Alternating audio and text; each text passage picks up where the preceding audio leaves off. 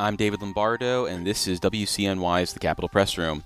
We're continuing to get to know the new faces who will likely be headed to Albany next year, and on this episode, we're checking in with Patrick Martinez, who won a squeaker of a Democratic primary in June for an open assembly seat in Western Queens, where he is the presumptive next representative given the district's deep blue hue.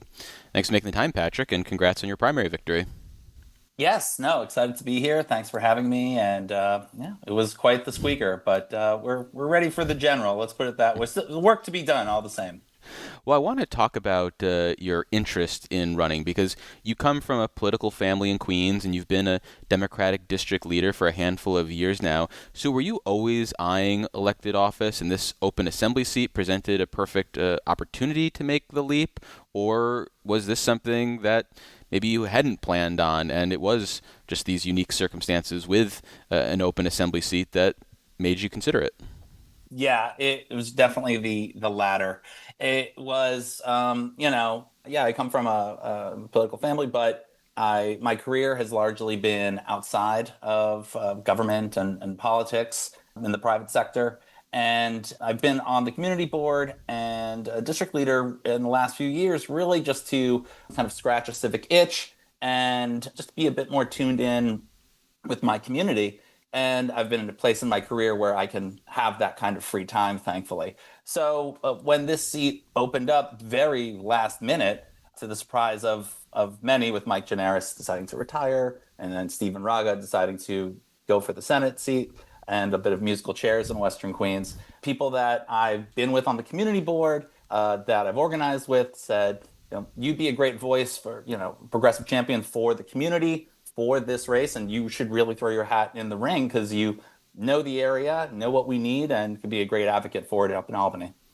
Well, thinking about the issues that you want to advocate on, are there any unique challenges or opportunities in this portion of Western Queens that you want to focus on as an assembly member? Yeah, so the two things that come to mind first and foremost are environmental policy as far as resiliency against flooding in particular. We got flooded here in Western Queens. We got flooded a few years ago during Ida, and really our sewers are in sore need of updating as far as increased capacity goes. So environmental policy comes first to mind. And then also housing. I've done a lot of work on land use on the community board and making sure housing is more accessible, more affordable, and more abundant for folks in Western Queens in particular, so that we can welcome new folks as well as folks that want to stay here can afford to stay here, like folks like me and my family. Well, what are the state policy solutions on the housing front that you think either aren't being done or maybe aren't being done to the extent that they could really make a difference in the 30th Assembly District? Yeah, so what jumps to mind is around Mitchell-Lama housing, how to shore up that program, make sure the existing co-ops have the funding that they need and support that they need to kind of remain anchors of stability as far as affordable housing in the community. And how can we kind of look to expand that program, which was such a success throughout the city and state in the 21st century. So Mitchell-Lama comes kind of first to mind. And then secondly, I want to take a closer look at how homeownership can be more accessible to individuals over the age of 40, not so young, but may have gotten a little shorted at the beginning of their career with the recession and are still kind of playing catch up, as it were. So those are two things that kind of come to mind as far as what the state can potentially do to help folks down here across the state. Well, thinking about your place in the chamber in 2027, there's going to be a lot of turnover in the Assembly Majority Conference just because of the retirements and the way the primaries shook out. Where do you see yourself falling in terms of the ideological spectrum of this reshaped majority conference next year? Sure. So, I see myself, we ran a progressive campaign, but I really see myself more as a bridge builder between, ideologies and coalitions. We have, more moderate elements and folks within the district, as well as on the more progressive end of the spectrum. And so I really try and bring those folks together and try and emphasize why there is a common goal and that we don't necessarily need to be in conflict to better our communities in general, whether that comes from increasing our transit options, safer streets, affordable housing, and even with regards to taxing the rich to make it more affordable for the rest of us. Where do you feel like the progressive movement goes too far in New York or potentially in the legislature where you maybe aren't necessarily on board? Yeah, I'm not really, in the position to be saying where folks are going too far or not. I think a lot of what the progressive agenda is advocating for, with regards to cheaper groceries, with regards to renewable energy, and also, looking to social housing as well, is all, excellent ideas that really should be encouraged and given plenty of consideration for. Well, I think of stuff like criminal justice, and there are some bills that have been championed by the progressive criminal justice activists and lawmakers since 2021 that have not really moved. Things like ensuring that people who are incarcerated over the age of 55 have access to parole hearings, or other measures that might allow someone to get out of prison earlier than initially expected. Are those areas where you feel like you're on board as an assembly member, or do you have maybe some reservations? Yeah, I don't really have too many reservations with regards to that particular bill. I forget the name off the top of my head, but basically, Elder yes, parole? if you're elder parole, yes, and reviewing how that can be kind of updated and improved, because basically the way we sentence people decades ago is not how we sentence people today. And also, I think, studies show that, older folks really, have paid their due, and there's lower levels of recidivism or anything of that extent. And so, that is definitely something that, we can look to refresh when it comes to our criminal justice system. Well, before we move on, let me reintroduce you for listeners just joining us. This is WCNY's The Capitol Press Room. I'm David Lombardo, and we're speaking with Patrick Martinez, who won a squeaker of a Democratic primary in June for an open assembly seat in Western Queens, where he is the presumptive next representative given the district's deep blue color. So, if I remember correctly, you won your primary by less than double digits. So do you feel pressure over the next 2 years to expand your Democratic base, to take actions that you think will put you in a safer position 2 years from now? Because there are likely going to be people on your left who see this as a potential pickup in 2028.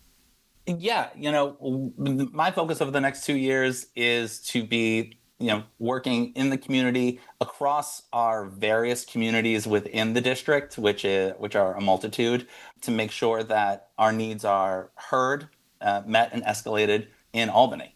And so, yes, there's always, potential challengers in the future, but my goal really is to be focused on the community, making sure our community needs are met, whether it is in Woodside or Elmhurst or Maspeth or Jackson Heights. So that's really the goal. As a freshman member, if elected in November, you're going to have less resources than, say, some of your more senior colleagues to staff up your office, which means you're going to have to prioritize certain staffing hirings over others. So have you thought at all about how you'd like to set up your office and what you want to prioritize? Because some people come in and say, I want to lean really heavily on the legislative side of things. Some people say, I want to really focus on constituent services. Other people say, it's important that we get our message out there, so we need a comms person and a videographer. I mean, have you figured out what you'd like to emphasize, assuming you get elected? Yes, as assuming we get elected after the general, and it's really all about constituent services. That's really what offices should be about first and foremost, especially when it comes to engaging with district and constituency. We have a lot of individuals who could benefit from government programs or just sharing information. We have language access concerns that we want to make sure we're bridging as well with a number of folks in our immigrant community. And constituent services is priority number one, because at the end of the day, we're accountable to our constituents. Those are our voters. Those are the folks who give us a grade every 2 years. And we're looking to get a passing grade in the next 2 years and beyond. Given the fact that you come to this public service from the private sector. What sort of learning curve are you bracing for? And are there any areas of this new job that you are going to try to come up to speed on quicker than others? Things that you feel like, yeah, this is an area where maybe I need some help along the way. Well, like I said, constituent services is going to be a priority, and I'll be asking around, looking to engage colleagues up in Albany in the chamber, how they engage folks, best practices, and also maybe things to potentially avoid or not focus on so much. As an establishment backed Democrat, and as I mentioned, someone with strong family political ties, do you feel like you'll be in a position to buck the party, so to speak, to break from the establishment when you feel like that's what is the right thing for you to do? I mean, it's not about me, it's about what's best for my district and for my constituents. And so if there is something that the establishment is trying to direct that I see as having a net negative on our constituents, on our areas, I'll make that clear and really try and see how to work with folks to try and mitigate those negative effects. Absolutely, because it's really, like I said, not about me. It's about making sure our neighborhoods are protected and best served.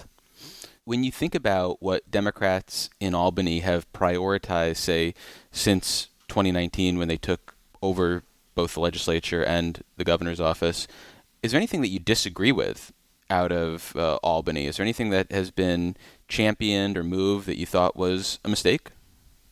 I haven't been that intimately familiar I mean, with it doesn't sound like everything. anything stands out then.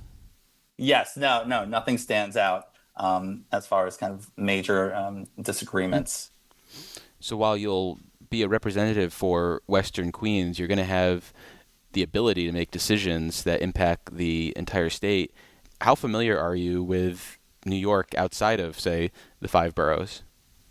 I am modestly familiar, but part What's that of stem from? I mean, have you vacationed in it parts of New stems York? from yeah, yes, from vacationing up in the Adirondacks and Buffalo, but also and the island, which of course is much easier for us in Queens. Sure. But also, I went to college in Vermont, very close to like the Whitehall, Lake George Hmm. area, and I feel like there's many similarities between the issues in Western Vermont and that some of our farmers and more rural areas experience upstate and in the northern country.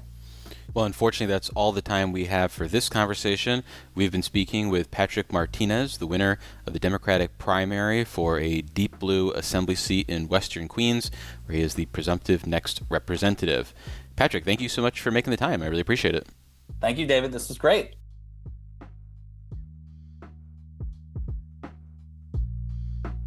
Thanks for listening to today's edition of the Capitol Press Room. For an insider take on what's happening in state government, check out our Dispatches from Planet Albany show, available wherever you get podcasts or at capitolpressroom.org. Join us again for Capitol Press Room, a production of WCNY Connected, Syracuse.